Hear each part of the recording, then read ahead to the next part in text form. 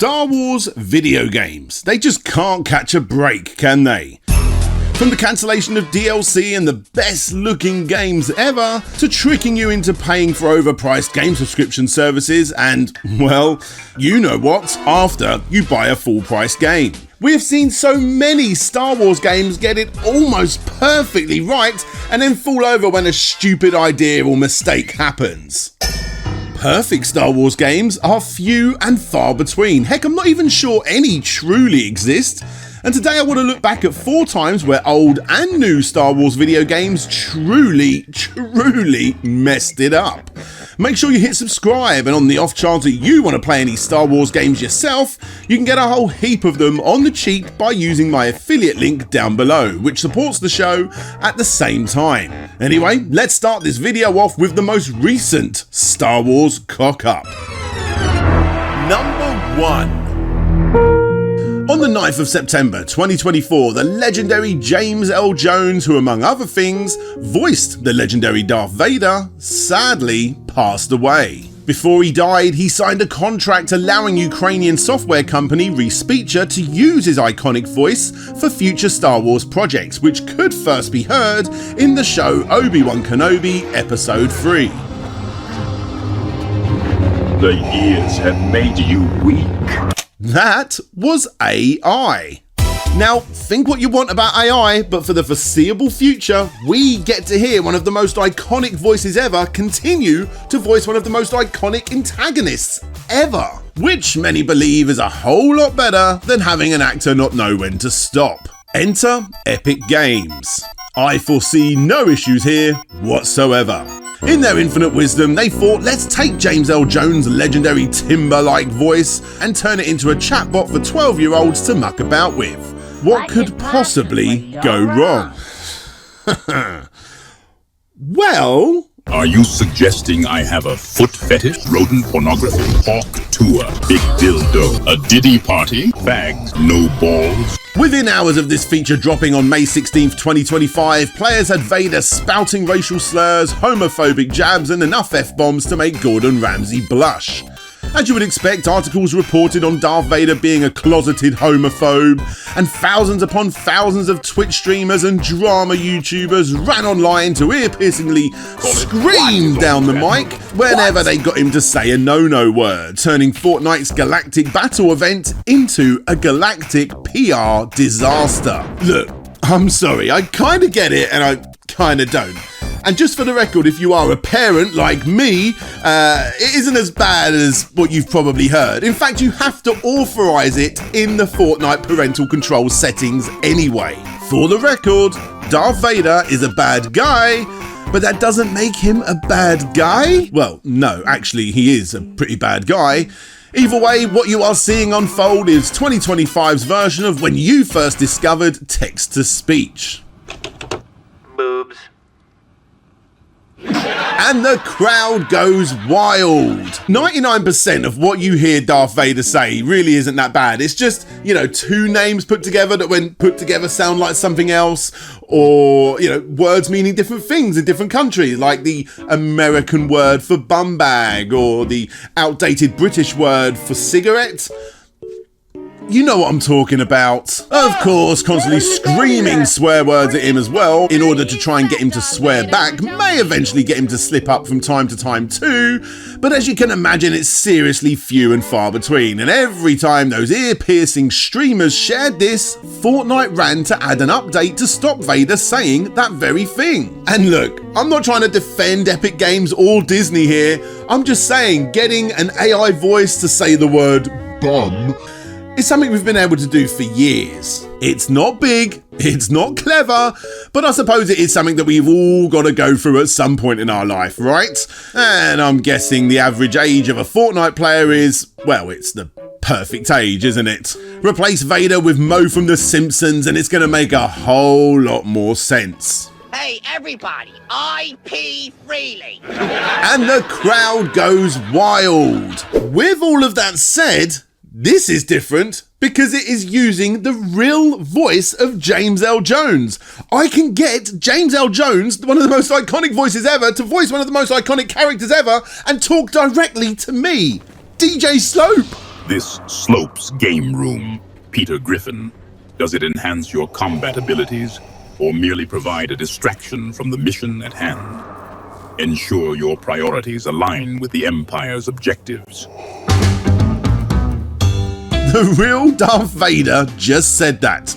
And it's all thanks to Disney/Epic Games, who gave me, and when I say me I mean my son who can actually play the game, the tools to allow us to do it. Ex-user Wensoing, who has actually managed to data mine the code behind the character in order to work out how it works, and he has discovered that not only will it replace obvious swear words with more politically correct words, but it will also never construct a narrative or story involving children, never discuss V-Bucks, the game's in-game currency, never encourage gambling, and my personal favourite, never allow you to e-date the Jedi Knight yourself. Time will tell if Epic and Disney, who last year invested $1.5 billion into the company, will continue to allow this to happen or eventually just cancel it themselves, leaving it as nothing more than an overblown but still embarrassing memory for the fourth biggest media franchise in the world.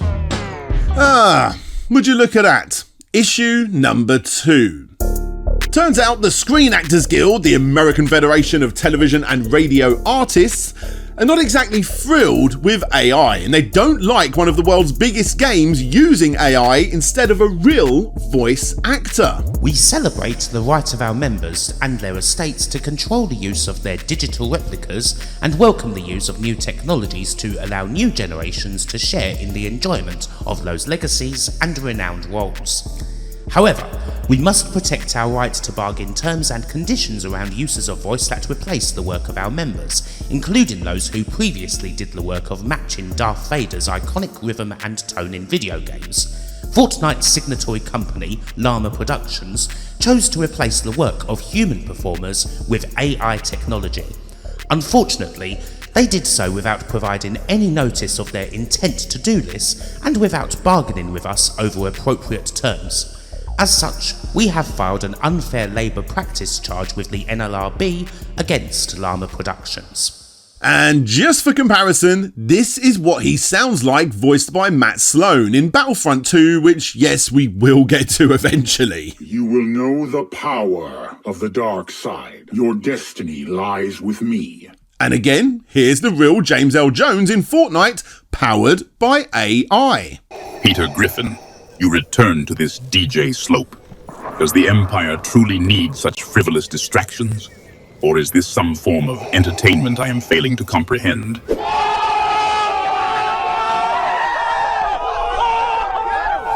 If you ask me, the differences are clear, and there are better examples of other people doing the Darth Vader voice, but at the end of the day, when you have someone so iconic that everybody knows, it's going to be really, really hard for anybody to pull it off perfectly. Plus, let's not forget, James L. Jones himself authorised this before he died, and his family have given the go-ahead for this specific collaboration. Which now leads us to this new biggest problem within the world of Fortnite. Not only do we have all of these negative news articles and YouTubers screaming about this, but we've also got this court case too. If Epic Games lose, then this very much could be the end of an extremely weird, yet no doubt profitable experiment, and if they win, well, this just may lead to significantly more characters voiced by AI, and that, well, that is something that is quite a scary thought.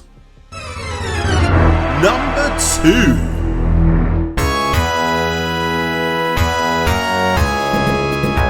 Back in 2003, MMORPGs were considered to be at their peak. Everyone had a go at making the most expensive genre going, from Ben 10 to The Matrix.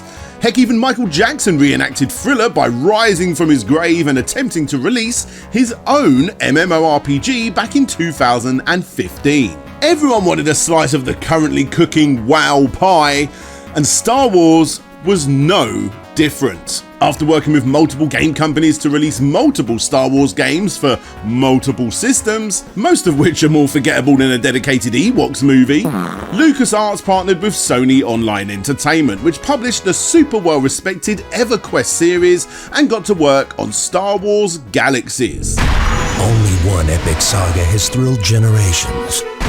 and captivated millions of devoted fans. But you can't watch the next Star Wars adventure.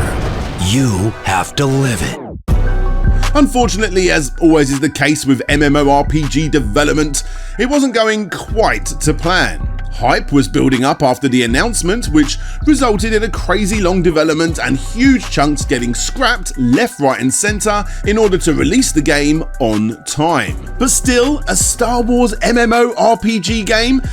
That sounds amazing to the right sort of gamer at least. A world, the most well-realised and well-loved world in all of media, and you guys get to explore it at your leisure. You get to become a Jedi. And there lies the problem. Honestly, how realistic is an open world, world game based on a property you no doubt know very well gonna be if everyone wants to become a Jedi? Because of this, the game was pushed back multiple times until they worked out how to get players to do things other than simply become a Jedi, all the way up until the game's release in 2003. And the plan they came up with was, you're not gonna become a Jedi. Well, not for an extremely long time at least. Because in LucasArts' infinite wisdom, Star Wars Galaxy, which was set after the events of the fourth movie, aka the first movie to be released, Jedis were super rare. So in order to become the thing that 99% of players wanted to become, you had to grind 5 random and unknown jobs: bounty hunter, chef, bloody interpretive dancer, until the game's secret Force-o-meter, which would be different for each player, was complete and you would officially gain the Force. And technically, this was actually a brilliant idea. It made the world feel more realistically Star Wars, as 99% of the players would become background characters and seeing a Jedi would become quite the rarity. Exactly how it should be. The problem lies when the 99% of people wanted to become the 1% of people. Because of this, the development team decided to make those mundane jobs slightly less mundane. The end result was a game that was released unfinished. Multiple key features were promised in updates over time, however, that wasn't the big mistake of this segment, as it didn't stop people buying it, and surprisingly, really enjoying it. To this day, Star Wars Galaxy is looked at as one of the absolute best games ever released with the Star Wars name attached. Well, again, to the right sort of gamer at least. And that sort of gamer didn't mind that they probably won't become a Jedi. They just wanted to be in a Star Wars universe, interacting with other Star Wars characters, all of which have upgraded in a different way and for the most part lived very different online lives than you. And then you have everyone else. But I want to be a Jedi! After 4 months of the game's release, a user by the name of Toejam became the first player to obtain the Force, and everyone wanted to follow suit. Guides were made and the community got more and more excited trying to work out how to do it for themselves, and this made the game even better. Seriously, if you liked MMOs and played them during this time, it was the best the game ever was. But then World of Warcraft was released 517 days later. There can be only one Prince of Darkness. World of Warcraft. Try it for free at warcraft.com. What's your game? Worried that orcs and priests would be more popular than stormtroopers and Wookiees, the higher-ups at LucasArts decided to give those whining little simps exactly what they wanted. Holocrons were items that told you what you needed to do to become a Jedi, and it completely broke the game. Practically everyone stopped what they were doing for fun and who they were working with on those jobs and did what they needed to do to become a Jedi. The holo grind, as it was known, was in full effect, and it was about as much fun as an acolyte watch party. You get a lightsaber, you get a lightsaber, you get a lightsaber! This new system rewarded new impatient players who were few and far between compared to the OG players who were all there from the beginning and were getting sliced off at the hand, forcing them to adapt or quit. Simply put, Star Wars Galaxy started off as something unique. For the right sort of gamer, this was the perfect Star Wars game. But as time moved on, it quickly became a glow-stick party of low-poly Obi-Wans cosplaying with light-up sticks, and everyone was invited. Galaxies, a game that stood on its own as an alternative to the behemoth that was WoW, became a crappy version of the game it was trying to copy. Blizzard had spent years and years doing what it did well, leaving this game deader than a droid in a scrap heap. Fans still to this day keep the pre-mess version alive on private servers, bless them. But the lesson's clear. Don't let a bunch of entitled nerf herders and meddling execs turn your game into a cosmic car crash. Join the growing community at Restoration, a Star Wars Galaxies community project featuring the multi-profession system and combat style of the combat upgrade. Mix and match 32 different professions. Number 3. It's 1996, and Capcom, the Street Fighter Kings, who are still milking their most iconic game, I'd like to add, are itching to swing a lightsaber or two themselves. So, what better media franchise to attach their next game to than Star Wars? Just imagine it, Lando and Boba Fett fighting it out in a 3D one-on-one ring-out fighting game by the absolute kings of the genre. Well, actually, this would have been their first ever 3D fighting game, but still. They pitched the idea to LucasArts, a company who have more often than not given the Star Wars license to third-party devs in order to release mostly subpar titles, and they get shot down. Why? Because they were making their own. Inspired by the success of the original Tekken on PlayStation 1, the eventually released Star Wars Masters of Teräs Käsi was LucasArts' attempt at creating their own Tekken, but with sparkly swords. The only problem was, they had even less experience than Capcom. At the time, there was no one that had programmed a game on the PlayStation. So, I mean, no one at Lucas had done anything on the PlayStation 1. There was not one artist that had done work on the PlayStation 1. So, you know, we were learning the hardware and how to make art on it, how to program on it, at the same time that we're developing Masters of Teräs Käsi. That was Craig Rundles, the lead artist on the game, who, just like everyone else at LucasArts, had also never made a fighting game ever. The end result was unsurprisingly not good. For the time it looked the part, but it simply just did not play well.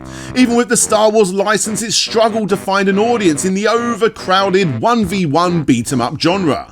Just to put it into perspective, this forgettable mess came out after Tekken 3 was released in the arcades and after the Japanese gamers got the home console release. The big question is, would Capcom have done a better job? Well, yes, obviously.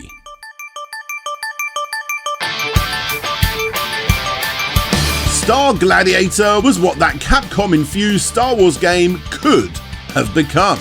You got Hayato, the Luke Skywalker knockoff, the Vader wannabe named Bilstein swinging a yellowy red plasma sword. It's got flashy combos, ring outs, and a sci-fi vibe that screams, "Oi, Lucas! This is what you could have got!" Unsurprisingly, because nobody really talks about this game either these days, it didn't exactly sell all that well, especially as it too was going up against some of PlayStation's significantly more popular fighters, but it was at least mostly well reviewed by all who reviewed it at the time. Heck, it even got a sequel too on the Dreamcast, which, yes, had less competition, but also less of a player base. Nowadays, the series lives on, not only as the better game that LucasArts stupidly turned down, but also as part of the Capcom Fighting Collection 2-pack that you can get for 25% off down in the comment section. Thank you very much.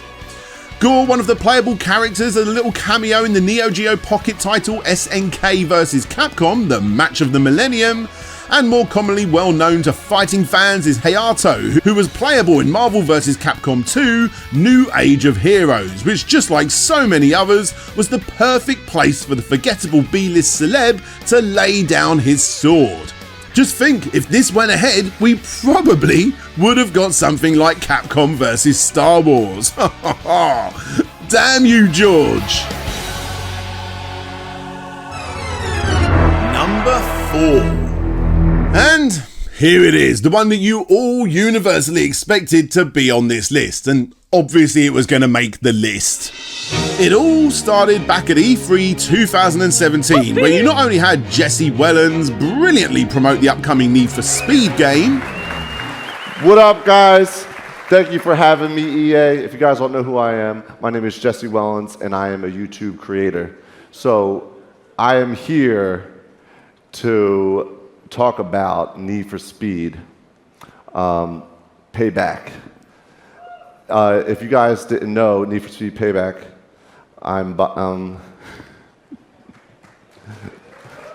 yeah, it's a great game.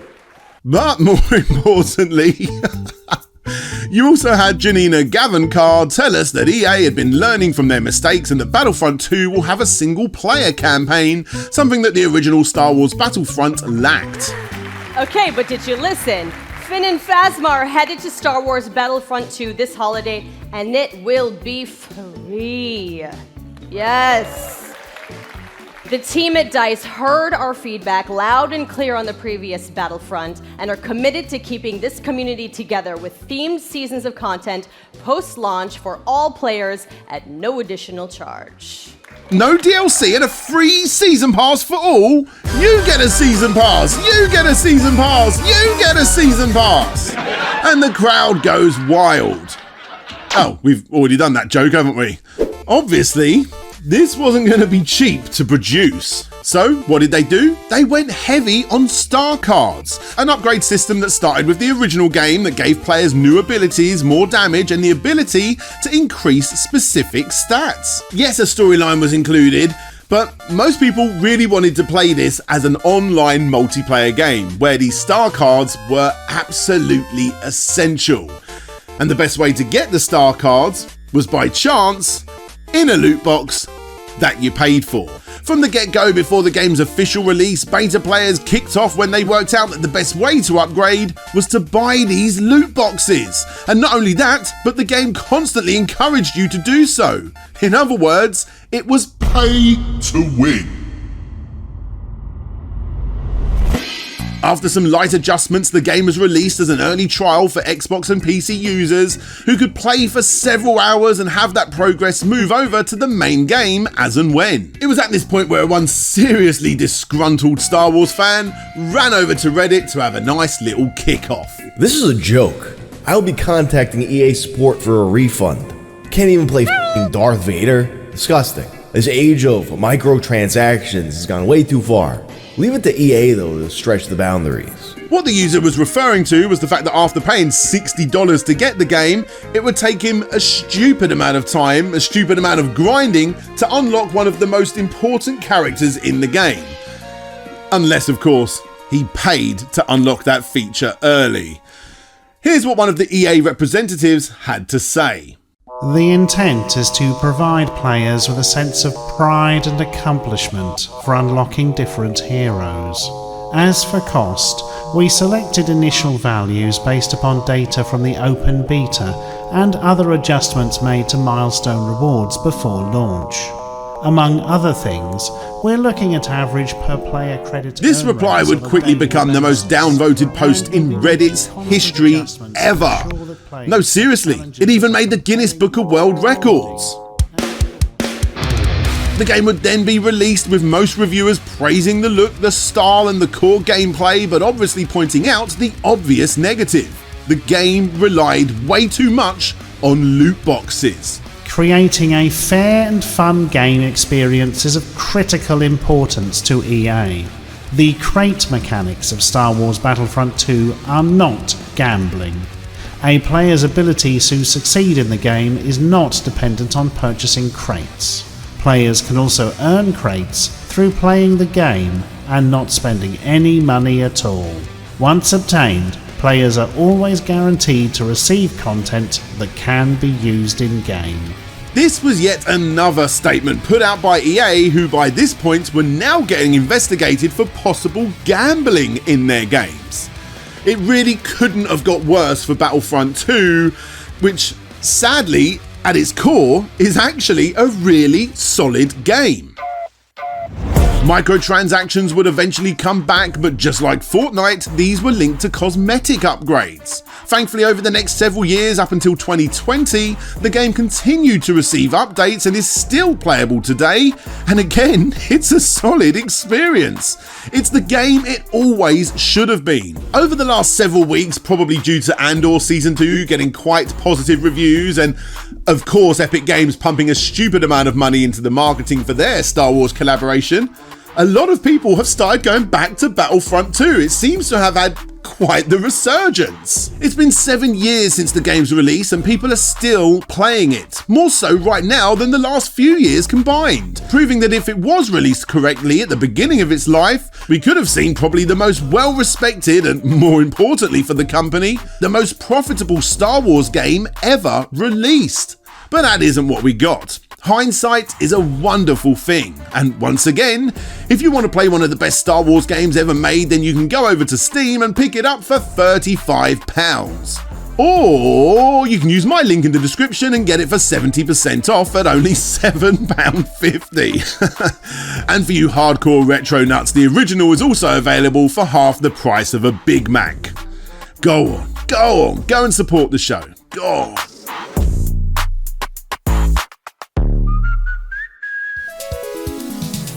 Hey there guys, thanks for checking out the video. I wasn't expecting to do a listicle this week, but I thought, you know what, it's been a while, and yeah, all of this recent Star Wars stuff got me quite interested. Really interested to hear what you guys have to say down in the comment section.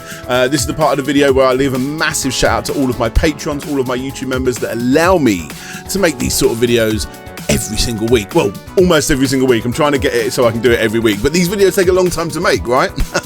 And it's because of these guys I'm able to do that. So an extra big shout out going to Dina81, Derakuda, JM, Akatimo84, Ian Quell, Arista, Mind of the Unsane, Vike Echo, Swift Justice, Peterson, Chris aka Brackmang, Robert Ramsey, British Video Game Nerd, Keiju Samurai 1985, Boots and Pup, The Sneaky Ferret, Vitas Varnes, James the Action Saxon, Jay's Manchild, Mike Fallon, Nicholas Burtner, Chev Matic, Jabba Al Aiden, Richard Alderdick, Shadow Dragon, Dina, Yield Hamburglar, Jeff Mianowski, Brian Perez, Conrad Constantine, Andrew Dalton, Retro to Next Gen aka Lou, Paul Float and Ryan Burford. Thank you guys so much. It's very late here and I've got a massive marathon I've got to run tomorrow. It's not a marathon, I'm bigging it up. It's probably less than 5k, honestly. I'm doing it with the kids.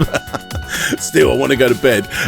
So look, much love to you guys. Thank you so much for checking out this video. And look, hey, if you want to support the show, go and become a Patreon YouTube member, get your name shown, get your name shouted out, or go buy some of those games over on Instant Gaming. That really does help out too. So look, thank you guys so much, and hopefully I'll see you all next time. Catch you later, guys. Bye bye.